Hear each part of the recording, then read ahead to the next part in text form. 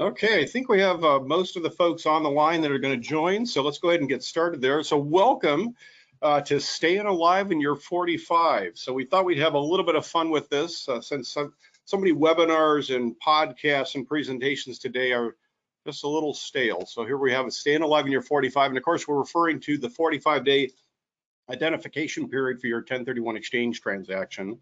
And today our presenters will be myself. I'm Bill Exeter, CEO of Exeter 1031 Exchange Services and Exeter Trust Company, and also Charles Jensen, who's Senior Vice President with Securities Corporation. And our intent really is to talk about the various options and strategies and choices that you might have in finding, locating, identifying, and acquiring replacement property. So first, for those who have not worked with us before, the company is Exeter 1031 Exchange Services. We are a qualified intermediary. We cover all types of exchanges from basic to very advanced, very complex. We cover all types, all 50 states. We're one of the few exchange companies that handle foreign property 1031 exchanges as well.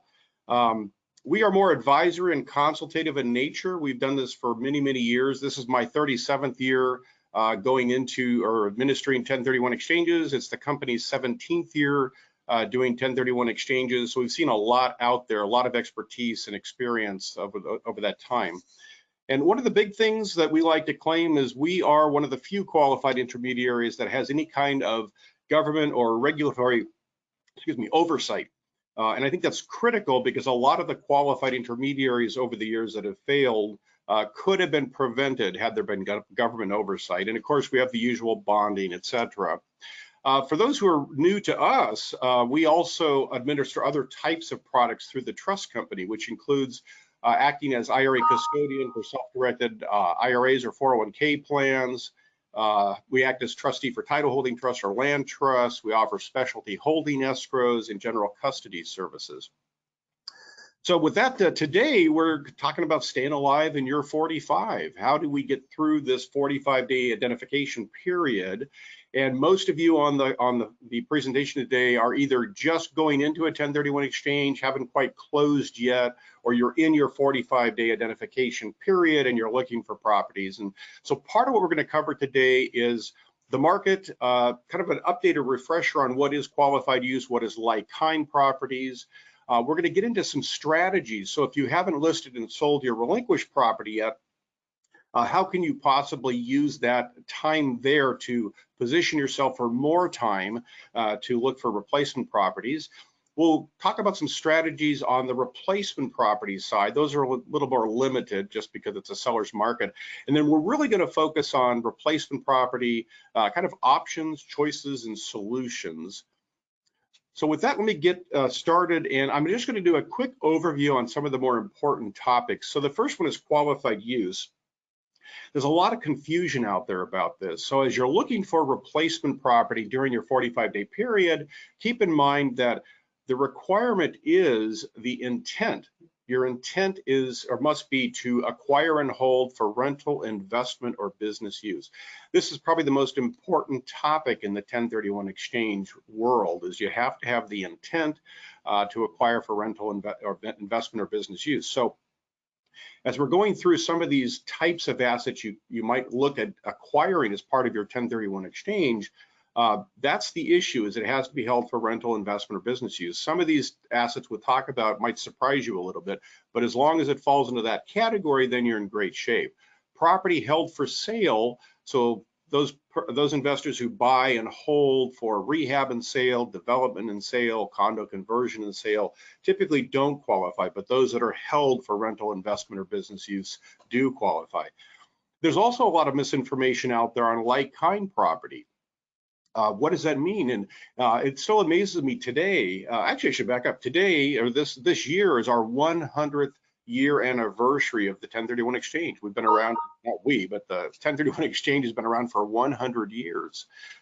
So there's still, after 100 years, there's still a lot of confusion as to what is like-kind property.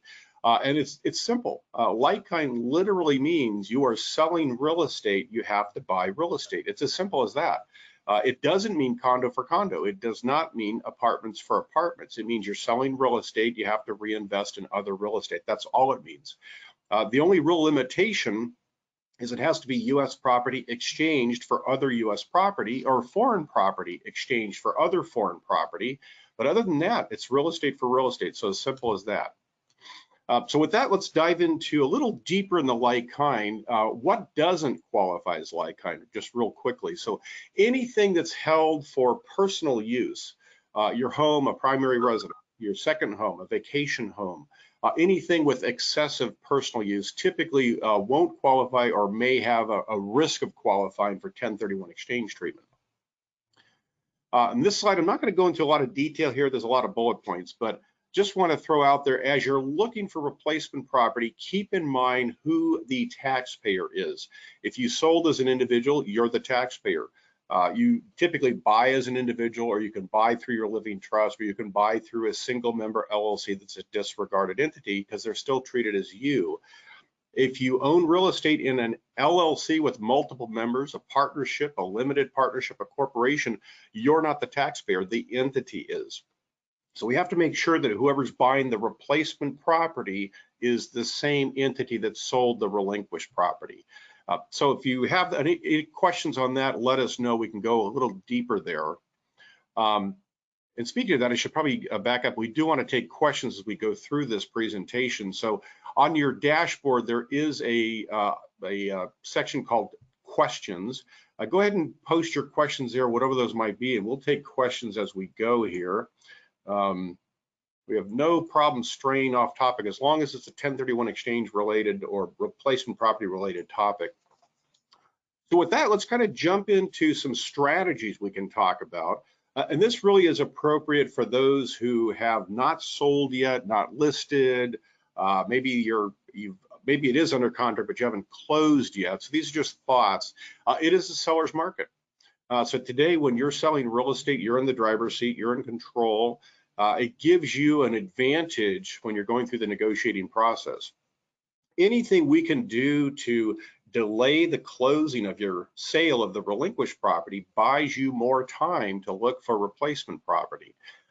The sooner you close, as soon as you actually close on the sale, that triggers your 45-day window to identify your replacement property. So if we can delay that, you have more time to look for properties.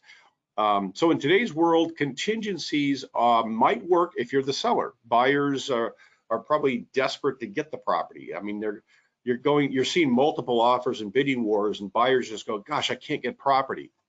So if you say, look, I'm doing a 1031 exchange, I need you as the buyer to cooperate, you're more likely to get a buyer to say, hey, I'm going to be able to cooperate here just so I can get this property. So it's possible that you can look at some type of a contingency where you ask the buyer to cooperate with that. That might mean ask for a longer closing term. Instead of the typical 15-day to say 45 or 60 days, maybe it's 90 or 120 days. Maybe you ask for options to extend. So you might be a 60-day close with 1 or 2 or 3 30-day options to extend. Again, anytime you can defer or delay the closing of the sale, it buys you more time. Sometimes the buyers are saying, look, I need to move in now. I've sold property and it's my primary residence. I need to move in. Or I've sold the property that's rental and I'm doing a 1031 exchange and I have to buy. So maybe it's an option where you lease the property to the buyer so they know they've got the property and they agree to pay you rent, just not close yet until you're ready. And then the both of you can negotiate and coordinate the timing of that so both parties win. Again, all we're trying to do is find a way that works for both parties. It's a win-win, so that you can actually delay the closing and buy yourself some more time. On the replacement property side, not quite as convenient. It's still a seller's market. In this case, you're the buyer, not the seller. The sellers are not necessarily, and in most cases probably won't cooperate. You can certainly try and ask for the same type of things, a longer closing, etc. And why do I bring this up? You might be looking for replacement property before you've sold your relinquished property. And if you find property you like, if you can get a long-term closing, options to extend, maybe you lease the property, pay them monthly rent or lease payments with an option to buy, etc., then you've tied up the property, have control over when you can exercise the option and close on the purchase. So then you can kind of time the sale of your current property.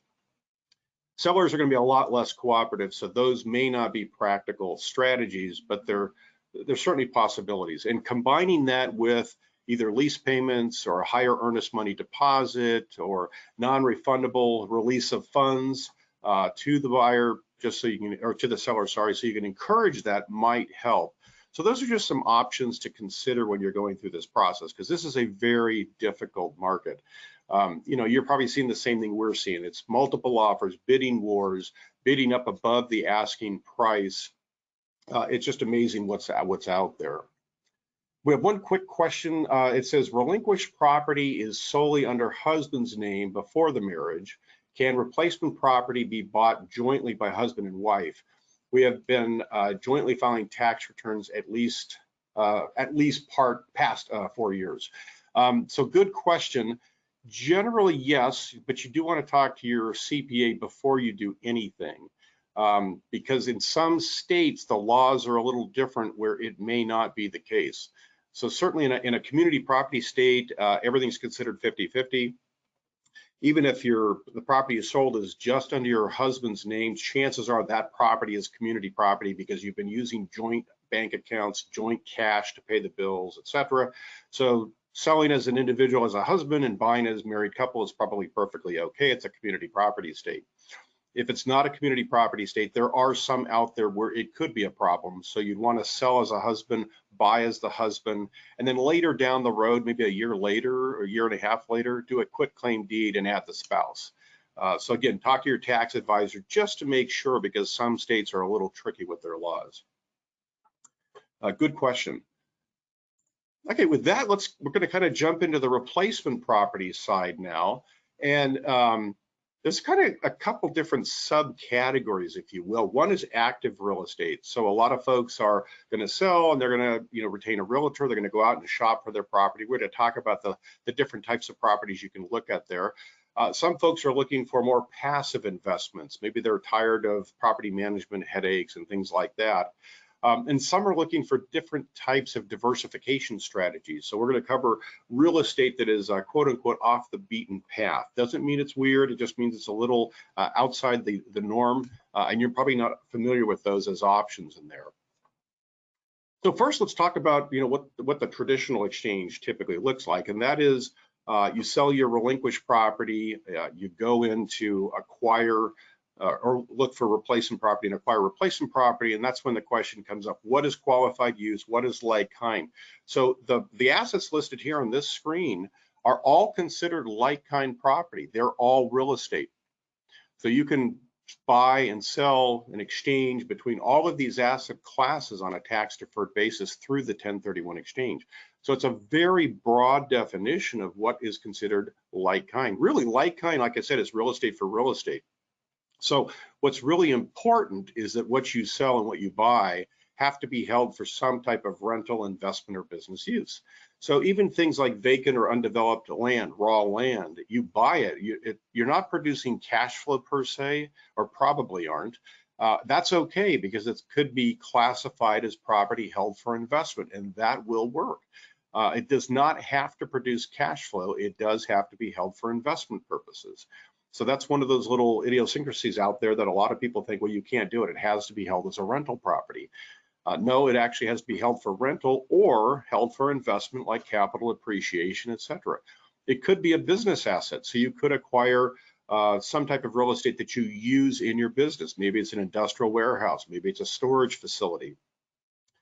Maybe you're in the ag sector. It might be a farm or a ranch or a vineyard or timberland.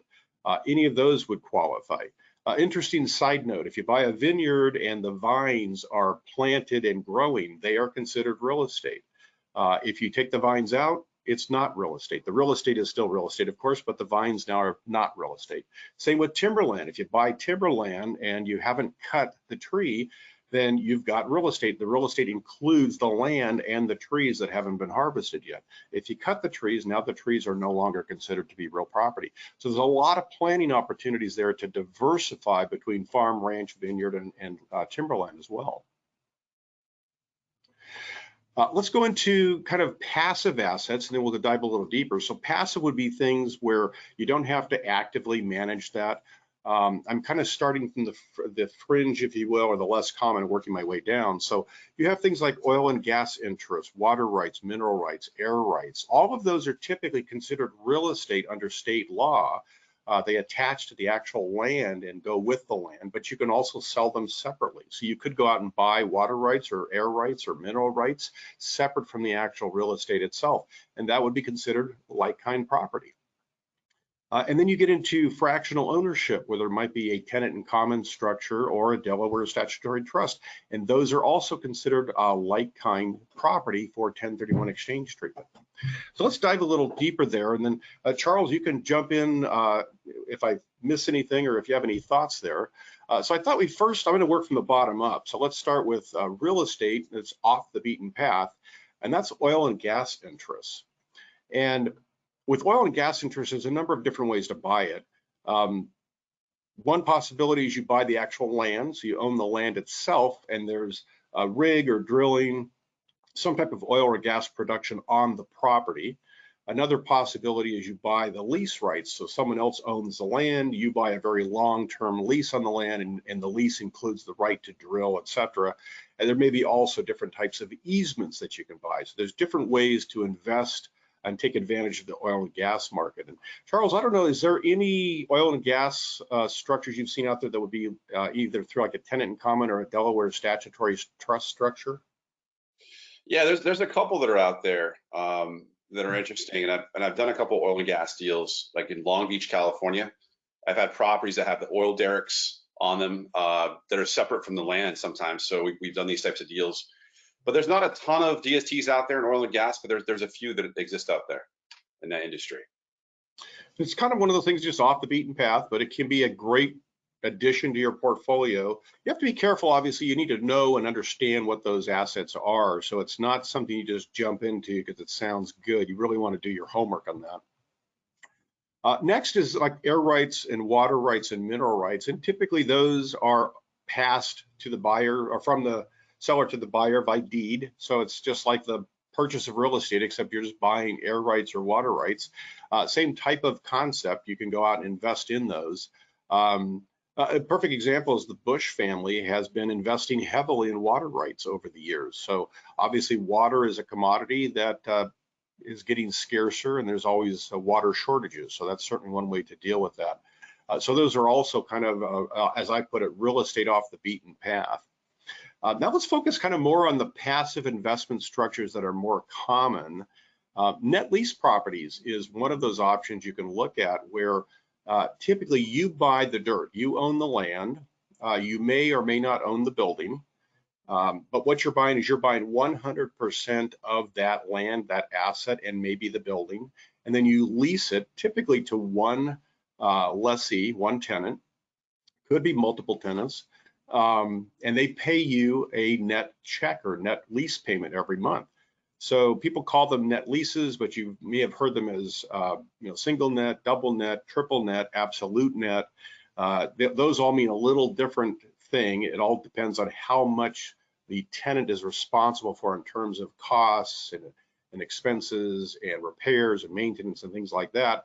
Probably the most common is the net lease, the triple net lease property. But those are options where you can buy that asset and then just get one check every month. And there's really no property management or month-to-month stuff that you have to worry about unless there's some major issues on there.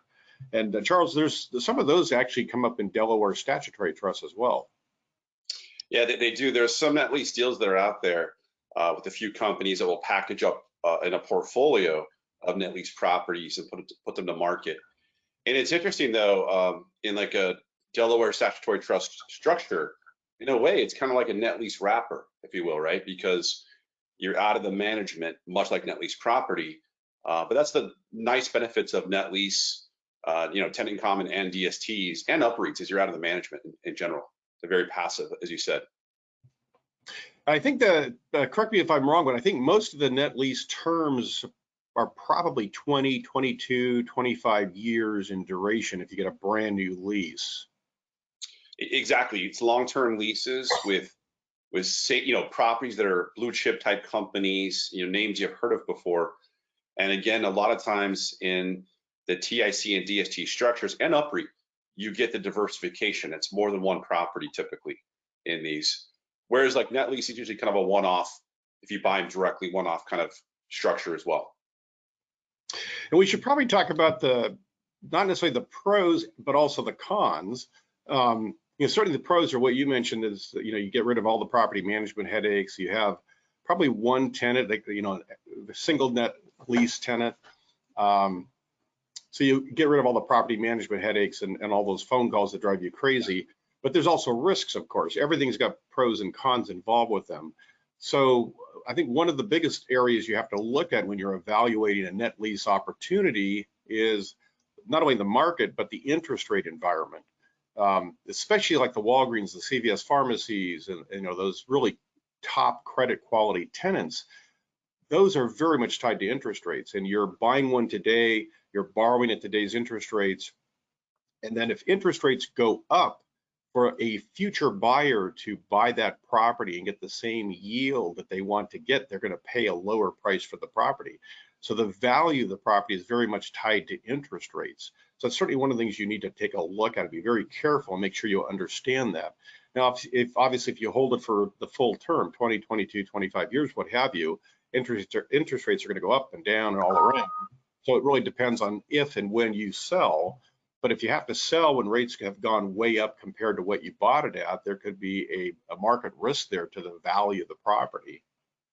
Yeah, there's really two sides to every coin, like you said, Bill, right? And when it comes to net lease properties, the upside is the fact that it's bond-like, right? It's very bond-like. You're going to get your income, you're clipping those coupons. It's going to be pretty steady Eddie. It's a long-term lease with a high-quality property. The downside is because it's a high-quality property, these net lease structures can dictate that there's not a lot of rent increases. You have a small rent increase, so interest rates go up, inflation's happening. That's the downside. If you're not going to rise as quickly as you will in apartments and storage. But some people like a mix. Sometimes they want some net lease for the stability in the portfolio. It's like their bond in a way, and their equities like their storage, their apartments that raise rents every year. So it has its place for the right people and the right structures. And probably this comment probably goes for all of these type of assets, but the higher the yield, the more risk is probably there. So if the standard net lease is 3.5%, 4.5%, 5.5%, and one comes out at 8%, you have to ask the question why, and where's the risk there? Where's it built in? Absolutely. Yeah, it's good to look at these and look at the lease terms, look at the rent escalations, and be smart about it. And again, in the UPREIT, TIC, and DST world, you can buy it into a portfolio as well. So there can be advantages to that. So let me drill down a little more on the UPREIT there to kind of walk people through how that works. We get a lot of folks who, again, want to get out of real estate. They don't want to have the property management headaches, but then they talk to their accountant and find out how much tax they're going to pay, and that's the shocker. So they're looking for ways to get out but not get killed with taxes. So one of the most common is the 1031 exchange. So they're looking to sell, do a 1031 exchange, and then we get the questions, can I buy into a REIT, which is a real estate investment trust? Typically the answer is no, because you're selling real estate and a REIT is a security. So buying a security doesn't count or qualify as a purchase of real estate. There is one exception, which is an UPREIT, and the UP stands for umbrella partnership. So it's an umbrella partnership real estate investment trust, and it's kind of a two-step process. You sell your current property, you do a 1031 exchange just like you would normally do, instead of going out and finding property that you find and identify and buy, you're identifying a fractional interest as a tenant in common in a very large asset that the REIT has put together. So it might be, a very large multifamily property, and you're buying like a 0.5% interest in that as a tenant in common. So that's the 1031 part. You sell, you exchange, you buy a fractional interest. And then that fractional interest is probably held as a tenant in common for a year, year and a half, 2 years, enough to show your intent was to buy and hold for investment purposes. Then the second phase kicks in, and that's what we consider the 721 contribution. So that entire property that you bought into and all of those investors gets contributed into the umbrella partnership, which is part of the UPREIT, or is the UPREIT. And so that's how you get into the REIT. You get the benefits of the REIT, you get the cash flow of the REIT, you get the diversification of the REIT. But there's really two negatives that a lot of times people forget to talk about. One is you're now inside of a security. You use this exception. It's a 1031 exchange into a 721 contribution, and you're now in this REIT. So now you own a security. You no longer own real estate. So there's benefits with that. Like we said, there's no property management. You get the diversification, the cash flow, etc. But now in the future, when you want to sell, that's going to trigger your tax consequences because you can't do another 1031 exchange transaction. Now, some people don't care at that point. They're probably diversifying in retirement, and they don't care about another 1031 exchange. But so that you have to be aware that you can't exchange again. The second issue, the second negative, is really the big one. And in most of these structures, you become part of this umbrella partnership. And if the REIT sponsor decides to sell that asset, it will trigger your taxable gain. So you kind of lose control over when you might recognize that tax consequence. Some sponsors will come out and say, we guarantee that we will not trigger your gain for, I think, 7 or 8 years. I've seen one like 13, 14 years. But you have to look at that. If there's no guarantee, or if it's after the guarantee, you may have an involuntary conversion of your taxable gain that you really didn't want to have trigger. So that's something you have to watch for. But there's some great estate planning benefits of the UPREITs as well. Charles, any thoughts on the UPREITs from your side? Yeah, I would say when it comes to UPREITs, they have their benefits for the right person. I would say a lot more people want an UPREIT than it's correct for. But there is a correct place for an UPREIT structure. And as you mentioned, your exchange journey ends if you sell out of the UPREIT. So it's kind of like your final exchange in a way. But what's interesting about that is when people do an exchange, when they use an UPREIT, usually it's not the whole amount of the money. Maybe they have $1 million they're working with. They'll put $900,000 into a normal exchange structure, but they'll put like maybe $100,000 into an UPREIT for a liquidity bucket. They'll have that money there because the nice thing about the UPREIT is it will give you some liquidity after 2 years. But then again, you're stuck in perpetuity in that UPREIT and you lose a little bit more control. So it's usually used in a hybrid capacity when people use it to put some money into that, or if there are no heirs. You're in your 90s, your late 80s or something like that, or mid 80s, and you're looking around saying, I have no heirs. This is my final exchange. I want to get my money out when I want to get it out. But a lot of people just want to die and get a step up. And Bill, I have a question for you. Can you get a step up in basis upon death in an UPREIT? Good question. Yes, you can. It changes because now you don't own real estate. You own units in the UPREIT, but your cost basis in the units would be stepped up at death. So typically that means it's the same thing in most cases. So it doesn't really affect your step up in cost basis. So you would still get that. Great, thank you. As long as we don't have a change in the tax code. That's a whole other story, another podcast. Another seminar, right? That's exactly right, yep. In fact, going back to net lease properties, we do have a podcast that we did about 2 to 3 months ago. So if you go to the Go Ahead Ask podcast on our YouTube channel, you'll find a 1-hour podcast just on net lease properties with a commercial broker that specializes in that. So you can take a look at that. We have a couple more questions here. The next one is with regard to earnest money. Many sellers want us to provide a higher amount. Does that earnest money come out from the sale of the property or out of my personal disposable cash? Good question. It could be either. So if you're doing a 1031 exchange and the qualified intermediary is already, you've already closed on your relinquished property and they're already holding your cash from the sale, then it could be either way. So a lot of clients like the flexibility to move quickly. So they'll use their personal cash to make an earnest money deposit. And then if they're trading up in value where they're going to have to put more cash into the transaction anyways, they probably just leave it there. If they're trading equal in value or trading down in value, then at some point they'll have the qualified intermediary fund the earnest money deposit to the closer and then instruct the closer to refund the earnest money deposit back to the taxpayer or the client. So it could go either direction, just depends on what's right for you. But sometimes to get a very quick, to respond quickly to the property and do a deposit the exact same day when you sign the offer and get an acceptance, it's easier to do personal check. But either way is fine. In our case, we can turn it around in 24 hours. So if you send us all the deals or all the contract information and the authorization, we can fund it within 24 hours. Second question is, if I buy land and plan to build a home within a year or two, will it qualify? Many builders have said they can't close in 180 days due to lumber and material shortage. Good question. And that kind of goes back to the qualified use requirement. So the answer is yes, you can do that. You have to be careful. The intent is you have to buy the land. The intent has to be to hold for investment purposes. So you're buying the land and you're holding for capital appreciation.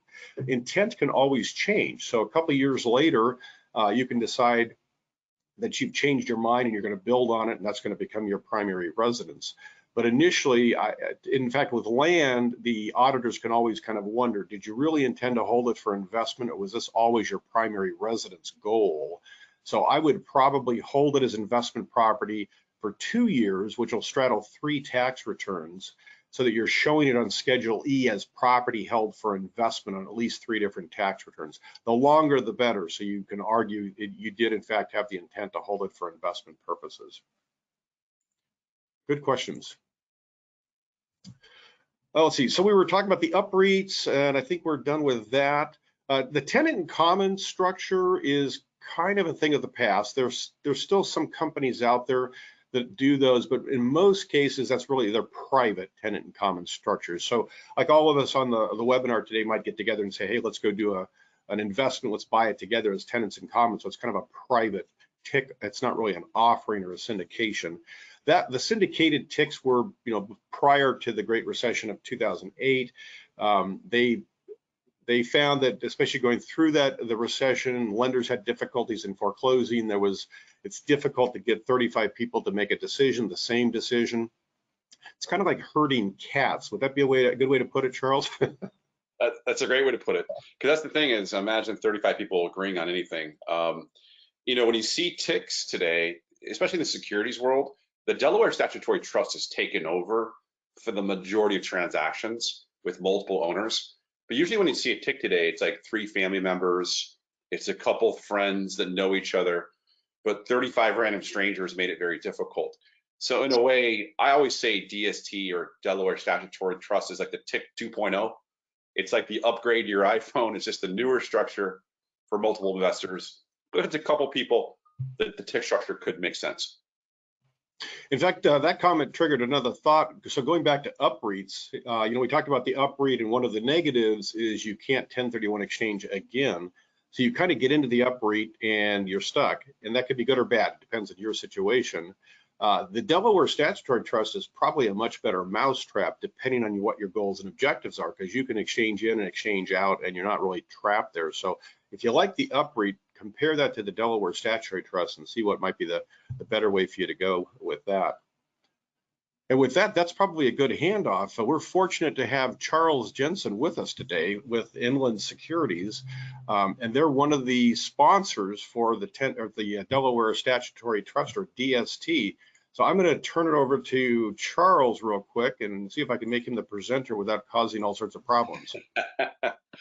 Thanks, Bill. Can you see my screen okay? Yes. I'm going to full screen it here. 1 second, we'll pull it up here. Yeah, I'm coming to you live from Santa Monica, California. Can you all see this, the slides here? Looks good. All right, great. I mean the picture, right? Just kidding. I think I'm actually wearing the same outfit in the picture, so it kind of works. So again, my name is Charles Jensen. I'm a senior vice president with Inland Securities Corporation, and I've worked with Bill over the last decade. We have a great time working together, and I know Bill works with a lot of different companies out there. So I work with Inland Real Estate. We're the nation's leader in the Delaware Statutory Trust. But today I want to talk to you about, utilizing Delaware Statutory Trusts in a 1031 exchange. This may be a solution for some of you out there. I think the goal today really was for Bill Exeter and Exeter Company to Exeter 1031 exchange to give you the options of here's all the things that you may know about, may not know about if you're in your 45 days. He just wants to provide some education to you on different things that are out there. So the DST industry is quite large. There's a lot of companies that are out there. I threw together a lot of the different major companies in the Delaware Statutory Trust space to give you the idea that there's a lot of different options that go out to you in the DST space, Inland being one of them. And my goal here today is not to promote my company, but really to talk about the DST industry as a whole and represent the DST industry to you today.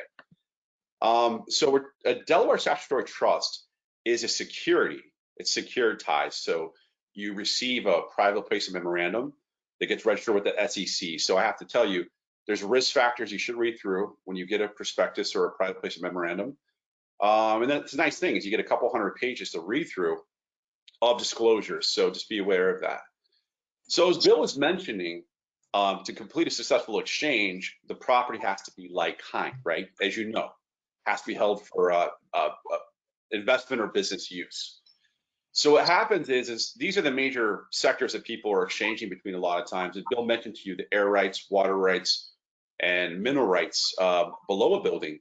So a lot of people don't realize that there's something also called a Delaware Statutory Trust or a DST. And I'm going to talk to you today about the DST, and it's really simple. A DST is basically considered like kind per IRS purposes. It came out in the year 2004-86 of the Revenue Code. And exchanging into one is quite simple. All you do is you sell your property via your realtor, funds go to Exeter, the qualified intermediary, and Exeter wires those funds to your DST. So it's not much different than doing a typical transaction. And my goal today is to talk to you about, the 6 major bullet points of a Delaware Statutory Trust. Because we could talk for hours. I'm just going to spend about 10 minutes, 15 minutes talking to you about a DST and the advantages, and the 6 major advantages that exist within the Delaware Statutory Trust. So the first advantage is to come to you in green is access to institutional quality properties. So what a Delaware Statutory Trust is, it's a grouping of up to 500 people that own a beneficial interest in a trust. Now, access to high quality properties works this way. If there's 500 people that have access to a Delaware Statutory Trust inside of one trust, imagine what kind of properties you could buy with that much money. Minimum investment's $100,000. So imagine I put my $100,000 from proceeds from my sale of my relinquished property. We get Bill Exeter's $1 million. We get someone else's $10 million or $100 million to put into a Delaware Statutory Trust. This is a great option because now you have 500 people. Imagine the buying power with hundreds of millions of dollars and things that we could buy. So for example, here's a few examples for you. ESPN's corporate headquarters in Bristol, Connecticut. If you've ever watched SportsCenter or any kind of sports, ESPN is a Delaware Statutory Trust. It's an inland deal. AT&T headquarters is an inland DST. A lot of Amazon facilities are DSTs. FedEx facilities, apartment buildings, hospitals, storage, student housing. You get the idea. So imagine you have that $1 million property in Santa Monica, California, if that exists anymore. Now you have options to look into bigger properties that are more institutional grade. And we know with these types of properties, you get more diversification. Next bullet point, number 2, is no management responsibilities. No management responsibilities. I think Bill mentioned herding cats before, right? In the TIC process, what we learned from the TIC process was giving everyone management control was difficult for 35 people. Now imagine 500. Imagine putting 500 cooks in the kitchen. You're going to burn that meal every time, right? So the nice thing is you get out of the management in a Delaware Statutory Trust because inland or whatever sponsor that you choose to go with becomes the trustee of the trust. We manage the properties, and it gets you out of what we call the terrible T's, the tenants, the toilets, the trash, the turmoil, termites, teenagers, taxes, all the terrible T's of ownership. You sit back, collect the income. You're in a passively managed vehicle, as Bill mentioned in his earlier slides, and your distributions can be direct deposited to you. So to give you a real life example, I own 3 different Delaware statutory trusts with my company.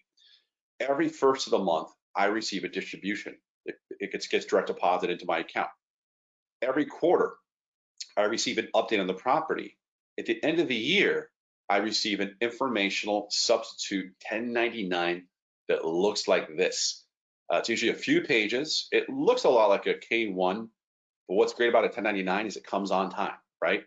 It's mailed out in January, February, March of every year, so you don't have to file an extension. And what we do is we give you all of your income. If you see the first red box, this hypothetical person received $77,808 in income over the year, and they got to write off some of that mortgage interest reporting at $32,694. So what we do is our accountants, we give you all the numbers you need to give you your income, your depreciation to offset your income, right? And you report it on Schedule E on your taxes, same place you report now for your rental income.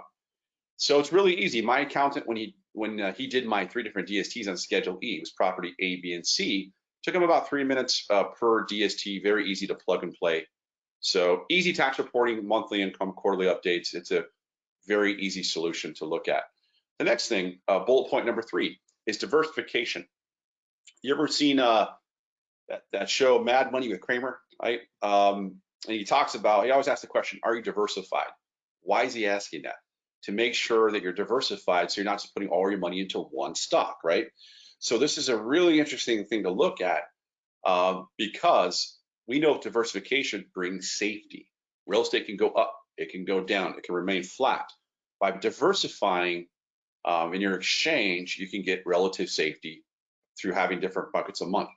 So back to the slide, for example, a Delaware statutory trust could be one property, like an ESPN headquarters in Bristol, Connecticut, or a FedEx facility in Texas, right?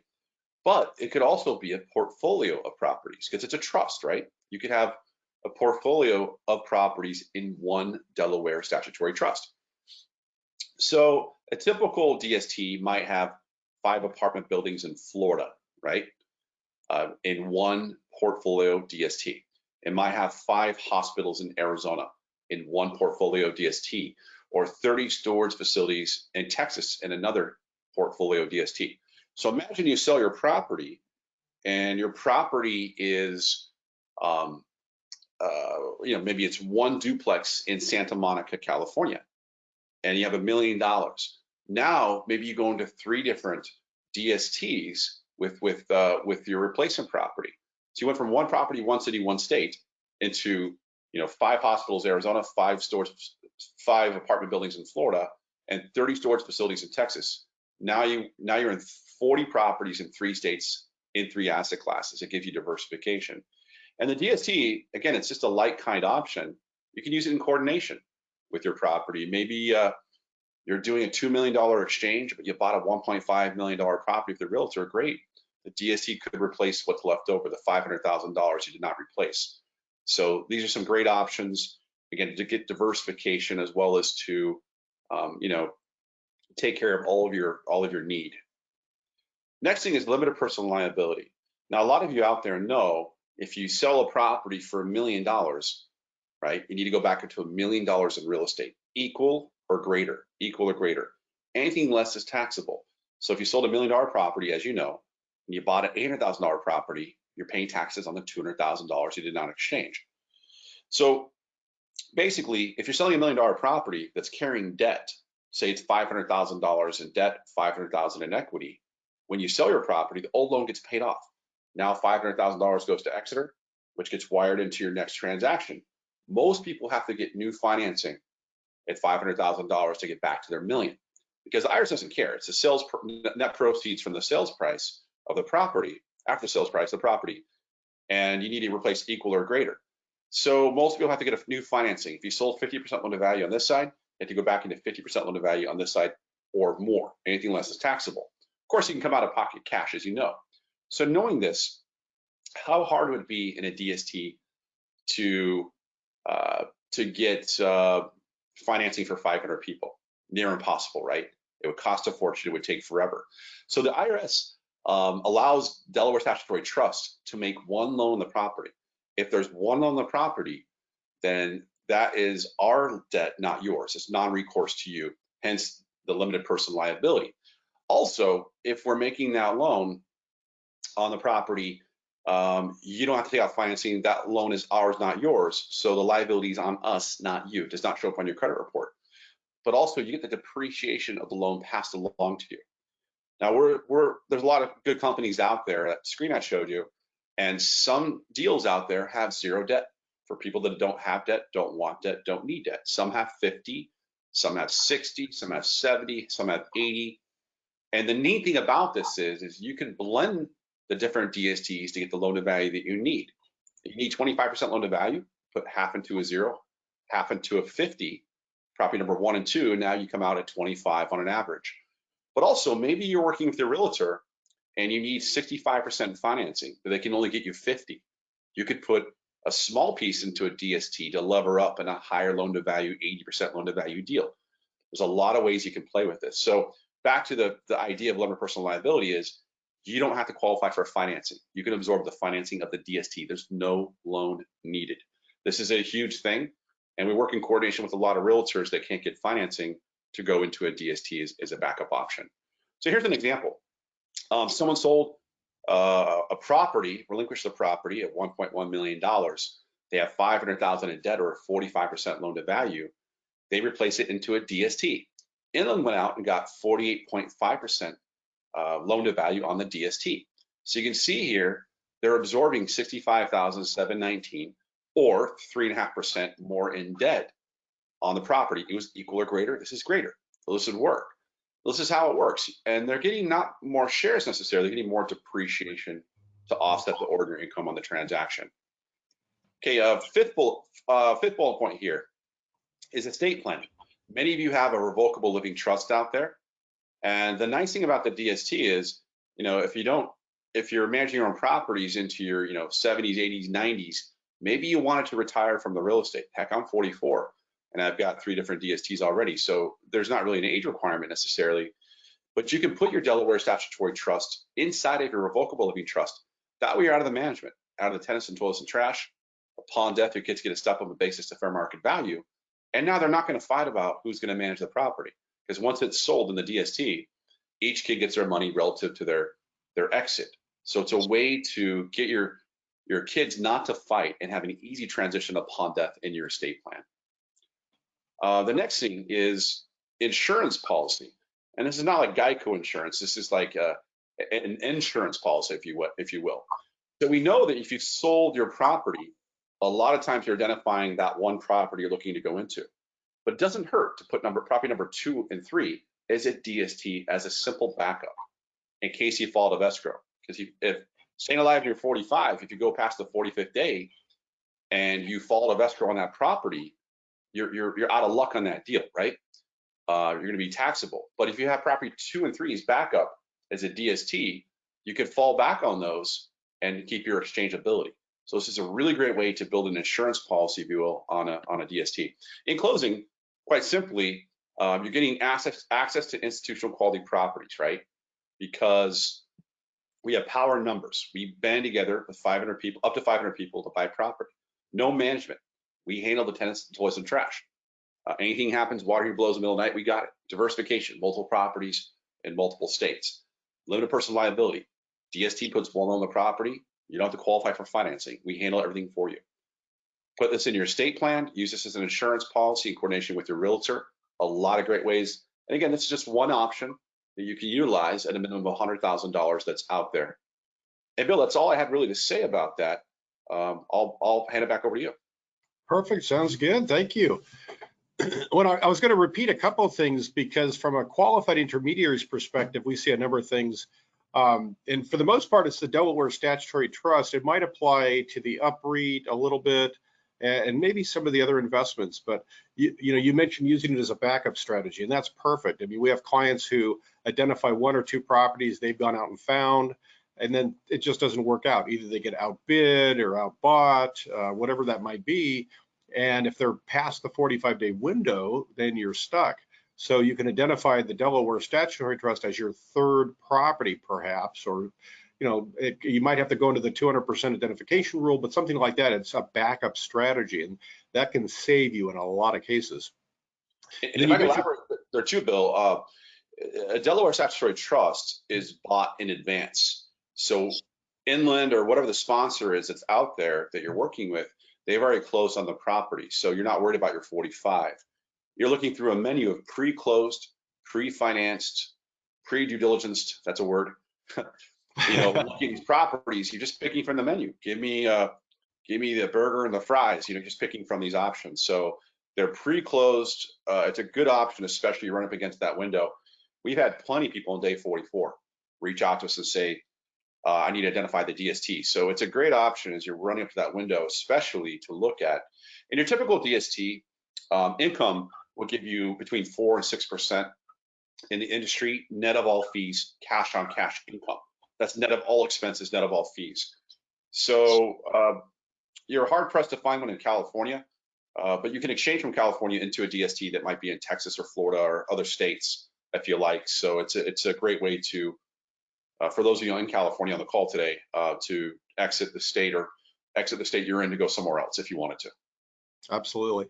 And you also mentioned financing too, and we find that a lot where clients will sell, they're in the middle of an exchange, and then all of a sudden they find out they can't qualify for financing.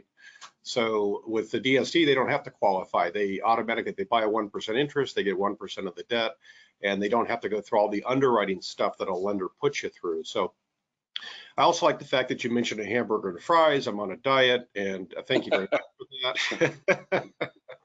Making you hungry. The other thing I want to point out too is we get a lot of clients who will do an exchange and they buy property they've gone out and found, and then they got a sliver of cash left over. Maybe it's 75,000, 100,000, 125, and with that amount of cash in today's world, unless you're going to some of the states where the single families are really cheap, it's really difficult to put that back into a second property. So they can use the DST to kind of absorb that. Exactly. So with that, that is kind of a wrap on all of the different replacement properties and options we've talked about. So we'd like to open that up to questions as well. If you have any follow-up questions, we can take any 1031 or replacement property or real estate type questions you might have. We do have one question here that is, can you 1031 exchange DST to rental property? So I assume the question means when the DST goes full cycle and you sell the DST, meaning Inland or the sponsor makes the decision to sell, can they 1031 exchange out of the DST into a property they go out and find? Yeah, the way the DSTs work is when we sell the property, all the funds go back to Exeter. They go right back to Exeter at the qualified intermediary. And it's like that movie Groundhog Day with Bill Murray, where every day he wakes up is the same day. I think there's a new one coming out. Your 45 days starts over again. Your 180 days starts over again. And you figure out what you want to do next, right? So in that point, it's a great option because now you can go back into real estate locally, wherever you're at. You can cash out. You can go back into a DST. You could go into an UPREIT. Every option that we showed you today on this presentation, you can go back into. So every time it sells, option is yours, and the money always defaults back to Exeter. That way it gives you the optionality to go into the next thing you want to go into. You have control. And as you were talking, it just triggered another thought that's kind of related to what we're talking about, but kind of not, but going into the proposed changes for the Biden administration. So one of the changes that is in the American Families Plan is to limit or restrict the use of 1031 exchanges. So I think we're going to see it probably won't be included in the final bill, but if it does, under the present description, if your gain is more than $500,000, it appears you can only defer the first $500,000 in gain. Everything else above that would be taxable. If your gain is under $500,000, you can do the exchange. The language is a little fuzzy, so it's also a possibility that it means if your gain is over 500,000, you can't do a 1031 exchange. They have to clarify that. But in doing it, today you have a planning opportunity. If you sell today and you're doing a 1031 exchange today, you might buy multiple properties, whether you go out and find your own assets, use Delaware Statutory Trust or net lease properties. And if you split it up so that your taxable gain that is deferred into each of those assets is less than 500,000, that might help you plan ahead just in case this proposal does make it into the tax or the bill. Yeah, and it sounds like our government relations people agree that we think and hope it won't end up in the final bill. But if it does, the general agreement right now, no one really knows for sure, is it would probably go into effect January 1st of 2022. So, and you'd hope they would grandfather in. That's why they start from the 1st of next year. So I think there is urgency to do your exchange now. If you want to do it, get it done now. No one fully knows what I'm saying here, but it seems logical to execute now this year before next year starts. And I think we're seeing a ramp up in volume. I'm seeing 2 to 3 times the activity. I don't know about you, Bill, but it seems like things are picking up out there. Yeah, our transaction volume has tripled since last August. So I think because of a lot of issues, people are certainly doing things now. And that's a good point. If you're planning on doing something or have been thinking about doing something, I would certainly do it now just to make sure it's done, just in case this does make it into the bill and becomes a permanent part of the tax code. Let's see, a couple other questions. This next one is, how long do you usually stay in a DST? Yeah, so we've done about 130 of these start to finish over the years, and we know past performance is not indicative of future results, but the average DST has been about 5 to 7 years in length. Heck, some deals have been 2 years, some deals have taken longer, but you want to stay in a market cycle, particularly 5 to 7 years in a DST before they liquidate out. And to kind of tag on to that, Bill, with the DSTs is, I know I live in California, I'm in Los Angeles, and people sell a property and there's like 15 to 25 offers. I talked to a couple of realtors yesterday. There's a lot of offers that are out there for a seller. Now imagine buying in the same market. Now I'm in California, which is different from other parts of the nation, which is a national call, but I know it's a kind of a seller's market nationwide, wouldn't you say, Bill? I think so, yep, absolutely. Some submarkets are crazier than others, I guess. Some are crazier than others. So imagine trying to buy back into those areas. There's a lack of inventory that's out there. And that's where a DST could fill a void, is when you can't find a property, that could be a good option for you out there. And next question is, do we get to pick a DST such as location and type of business? Yeah, so the DSTs, when you select a DST, you select from a menu. So you have maybe apartments, storage, medical, Amazon, whatever it might be at the time. So you look at the menu and you get to decide what you want out of that menu. So the choice is totally yours. But again, some DSTs have debt, some don't. You just got to go within your debt level. If you need to replace 50% loan to value, you got to look at the 50% loan to value menu that's out there. So that's the main thing. And Bill, they can reach out to your office. They have questions, right? Absolutely. Yep. So I just brought up our contact information. So if anybody has questions, wants to dive a little deeper, on one of the first slides, you've got the email address for Charles if you want to reach out directly to him, or we can get him on a conference call with you too as well, or any other replacement property solutions you want to brainstorm on. Be happy to do that. We always try to be as educational as possible, give you better information so you can make a better informed investment decision. That's what we're all about. So anything we can do to help, brainstorming, bouncing ideas off of us, bouncing strategies off of us, be happy to do that. And it looks like we don't have any more questions. So at this point, we can end the webinar. Thank you everyone for joining us today for Stayin Alive in 45. And hope it's been of benefit to you.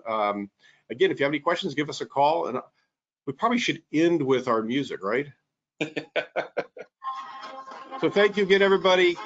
Glad to have you on board. We look forward to working with you. Take care. Bye-bye.